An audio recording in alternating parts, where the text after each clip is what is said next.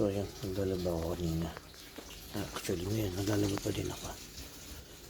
So maya maya, yun ang doorbell. Ito yung pinto namin. Bukas ko yan. Ayan. Bukas ko yan. May hallway namin. May hallway. May ibang lahat. Natanong niya ako kung ako yung may-ari daw ng mountain bike na nakaparada sa basement namin. Sabi ko, oo ako. Sabi niya ganun. May ibibigay daw siya sa akin. Sabi niya, the purpose. Tapos sabi niya na, kung pwede daw niyang hawakan yung pet ko. Taktado ka? Sabi ko, kung sira ulo ka ba?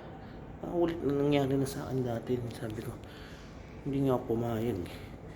Tapos sabi niya ganun, bibigyan daw niya ang the purpose pag nahawakan niya yung pet ko. Sabi ko, hindi ko papayag. Sabi ko, sira ulo. Bigla ba naman hinawakan yung pet ko? Tapos umalis, tumakbo. Doon siya tumakbo doon.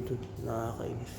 Sabi niya, hawakan daw niya yung pet ko. Tapos tumakbo doon sa kabila. Nakakainis. Visit.